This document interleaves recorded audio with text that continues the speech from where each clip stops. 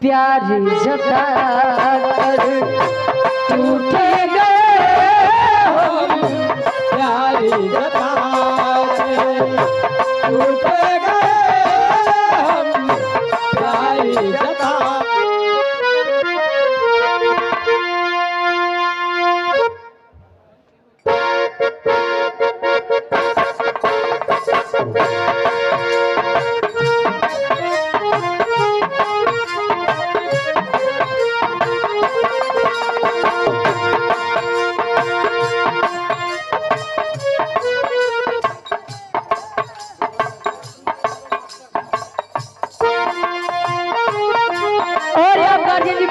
परम सम्मानित आत्मा यादव जी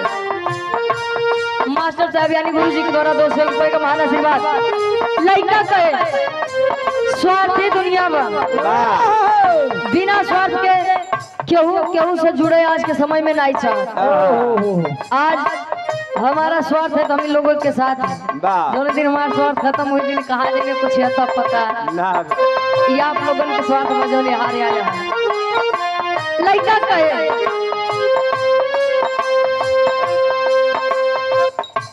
टूटी गए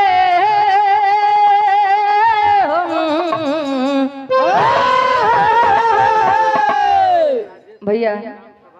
बार एक जमाने पर का करवा। और आप गार्जियन जी परम आदरणीय परम सम्मानित आप राजेश यादव जी ग्राम प्रधान है आप पखनपुरा के पावन धरती से 100 रुपए का महान आशीर्वाद। लड़का कहे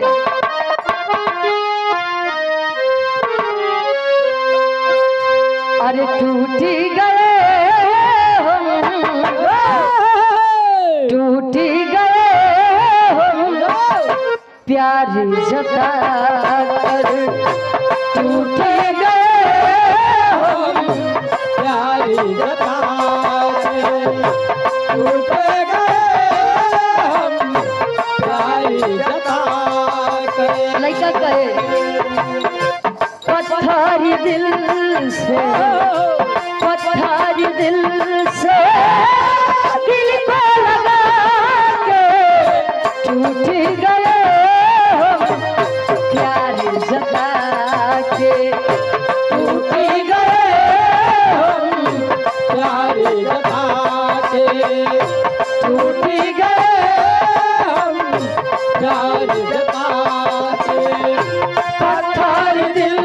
से, पत्थर दिल से दिल को लगा के टूट गए हम, प्यारी जता के। और आप गार्जियन जी परम आदरणीय परम सम्मानित आप धनंजय यादव जी पंजाब नेशनल बैंक के आप बैंक मैनेजर साहब 51 रुपए का महान आशीर्वाद दे। और आप अनिल यादव बुढ़वन से आप गार्जियन जी के द्वारा 100 रुपए का महान आशीर्वाद। एक लाइन एक बात और बतावे ले क्या कैसे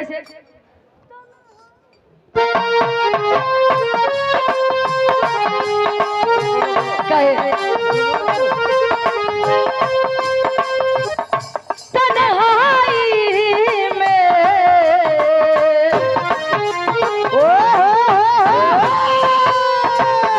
तन्हाई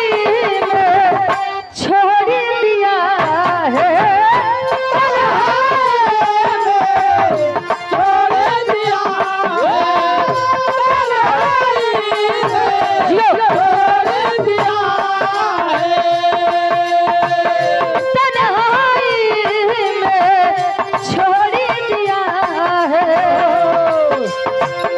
हमको किसी ने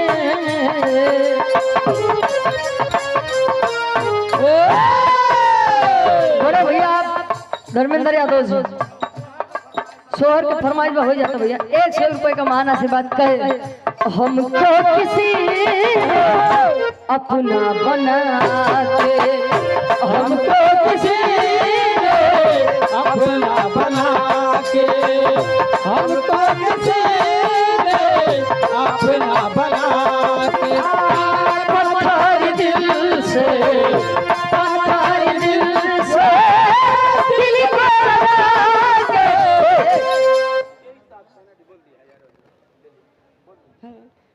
जय साहब वाह हाँ हाँ बोल देते हाँ हाँ बोल देते ये भैया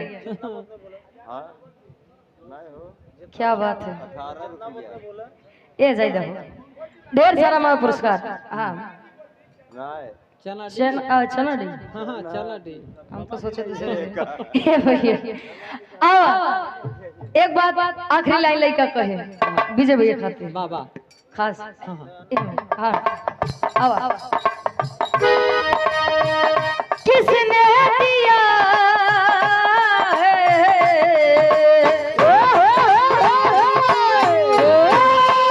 किसने दिया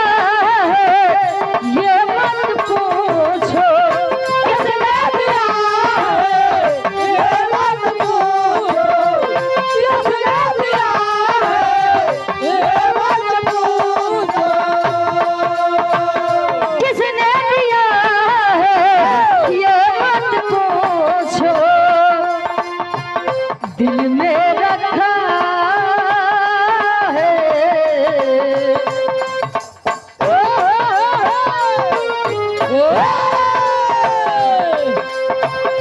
दिल में रखा है दर्द छुपा कर दिल में रखा है दर्द छुपा के दिल में रखा है दर्द छुपा के पत्थर दिल से दिल को लगा के टूट गए हम प्यार जता के टूट गए हम प्यार जता के टूट गए हम प्यार जता के पत्थर दिल से जियो पत्थर दिल से दिल को लगा के टूट गए हम प्यार जता के टूट गए हम प्यार जता के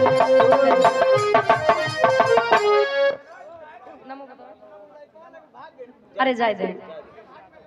राम आशीष यादव जी भैया जी के द्वारा ढेर सारा हमारे पुरस्कार इस भाव को समझते हुए चरणों में कोट कोट नमन आशीर्वाद के चार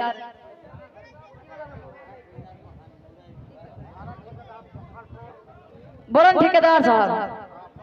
पखनपुर से आपके द्वारा 21 रुपए का महान आशीर्वाद ए भैया नमो बताओ